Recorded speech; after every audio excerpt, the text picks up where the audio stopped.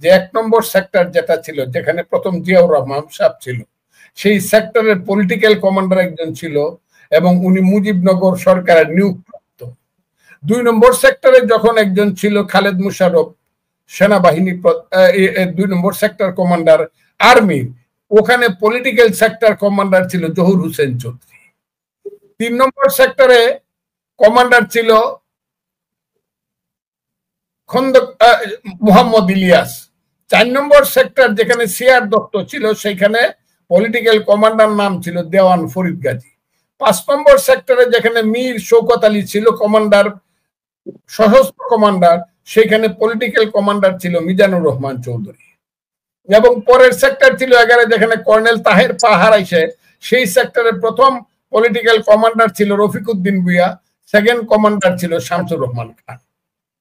এরপরে এইভাবে আমি সব বলতে পারবো দিনাজপুরের আব্দুর রহিম সাহেব কারা কারা ছিল।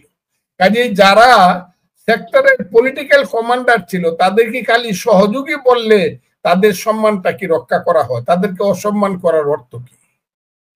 হ্যাঁ, কিছু এমপি টেমপি কিছু ইন্ডিয়াতে গিয়া সুখে শান্তিতে রয়েছে, সেই সংখ্যাটা কত? ওইটা বাইর করলে তো হয়, অন্যরা কষ্ট করছে। আর আমরাও দেখছি বহু এমপি বর্ডারে থেকে থেকে শেষ পর্যন্ত রিক্রুট করছে, মুক্তিযোদ্ধারা কোথায় আছে, ওই কারা কারা মহিলাম ক্যাম্পে মারা গেছে, বহু এমপিরা এইসব ব্যাপারে যুক্ত ছিল, কষ্ট সৃষ্টি।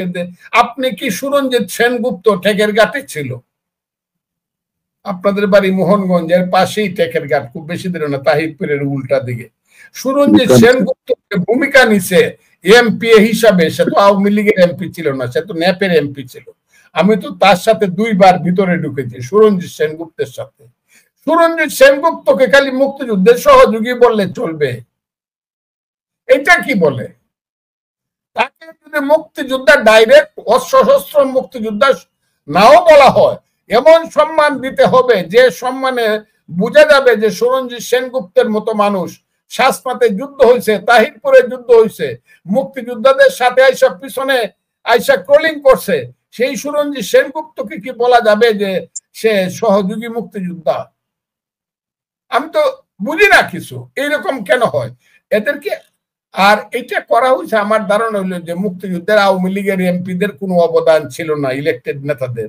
এটা ছোট করার জন্য এটা করা হয়েছে, যাতে আর একটু পাকিস্তানের দিকে তারা দেশটাকে আগায় নিতে পারে। অর্থাৎ আস্তে আস্তে মুক্তিযুদ্ধটাকে অস্বীকার করার একটা যে প্রবণতা এবং কর্মকাণ্ড, এইটা এই সরকারের আমলে খুব ভালোভাবে চলছে। এবং এই কর্মকাণ্ডকে প্রতিষ্ঠিত করার জন্য গতকালকে তারা অর্ডিন্যান্সটা করছে বলে আমি মনে করি। এটা ভালো না, দেশের জন্য ভালো না। মুক্তিযুদ্ধ নিয়ে যারা নাড়াচাড়া করেন তাদেরকে আমি বলি, মুক্তিযুদ্ধ হলো বাংলাদেশের মা, 71। মুক্তিযুদ্ধের পেট থেকেই বাংলাদেশ বেরিয়েছে। যারা মুক্তিযুদ্ধকে ছোট করতে চান তারা মাকে ছোট করে, আর মাকে যে সন্তান ছোট করে সেই সন্তান সুসন্তান না। কোনোভাবেই কোনো ক্ষেত্রে মুক্তিযুদ্ধকে ছোট করা যাবে না। এবং রাজাকার আলবদরের দৃষ্টিতে, দালালের দৃষ্টি, আজকেও দেখলাম একটা জিনিস, আমি এই সরকারের এই জামুকাকে মন্ত্রীকে ধন্যবাদ দিব।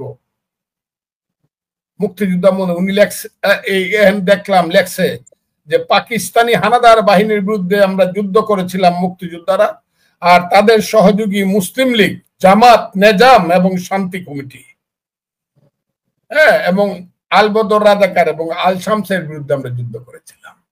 এই যে কথাটা লেখছে, সেই কারণে আমি তাদেরকে ধন্যবাদ দিব। তাইলে জামাতকে যারা বললো যুদ্ধে তারা মুক্তিযুদ্ধের বিরোধী শক্তি ছিল, তাদের বিরুদ্ধে আমরা যুদ্ধ করেছি, সশস্ত্র যুদ্ধ, তারাও সশস্ত্র ছিল, তাহলে তো তারা যুদ্ধ অপরাধী।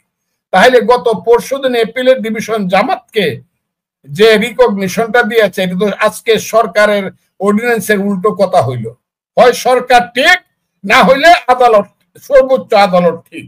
দুইজনের মধ্যে এখন চিন্তা ভাবনা করিয়া দেখা যাক কারা ঠিক।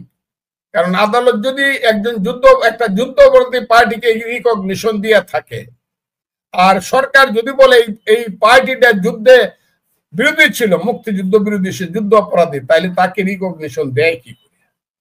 এটাও এই সরকারকে ক্লিয়ার করা দরকার। আরেকটা জিনিস ক্লিয়ার করা দরকার, আমি বলতে চাই, পরশুদিন যে লস্করে তৈয়বার নেতা বলল, এবং পাকিস্তানের প্রধানমন্ত্রীও দেখলাম এর আগের দিন বলল যে এখন আমাদের ভাইয়েরা তাদের ভাইয়েরা নাকি বাংলাদেশের ক্ষমতায় আসছে। কথাটা আমি বুঝাইতে পারবো কিনা জানি না। আর লস্করা তো এবার নেতা বলল যে আমরা ৭১-এর প্রতিশোধ নিছি। আসলে কি ৫ই আগস্ট ৭১-এর মুক্তিযুদ্ধের প্রতিশোধের ব্যাপার ছিল? আমরা তো দেখছি ছেলেরা গান গাইছে, তীর হারাই ঢেউয়ের সাগর পাড়ি দিব রে। আমরা দেখছি একটি ফুলকে বাঁচাবো বলে যুদ্ধ করি। আমরা তো পিছনে দেখছি বঙ্গবন্ধুর ভাষণ বাজে, এবারের সংগ্রাম আমাদের মুক্তির সংগ্রাম। আমরা তো এখনো ছেলেদের মাথার মধ্যে ওই লাল সূর্যটা, সবুজ জমিনটা দেখি, লাল সুর। তাহলে তারা কি আমাদের সাথে, ছেলেরা কি আমাদের সাথে প্রতারণা করছে? আমি তো এটা চাই না যে আমাদের আজকের প্রজন্ম আমাদের সঙ্গে প্রতারণা করে। তারা যদি মনে মনে চিন্তা করে থাকে এটাকে তারা লস্করে তো এবার পাকিস্তান বানাবে, আর মানুষকে যদি ধোঁকা দিয়ে মুক্তিযুদ্ধের গান শোনায় থাকে, এর নাম তো মুনাফেকি। এক সময় তো আসবে মানুষের যে হাসিনা সরকারকে ফেসিস্ট বলা হয়, ইসলামের দৃষ্টিতে ফেসিস্ট বেশি পাপী না মুনাফেক বেশি পাপী?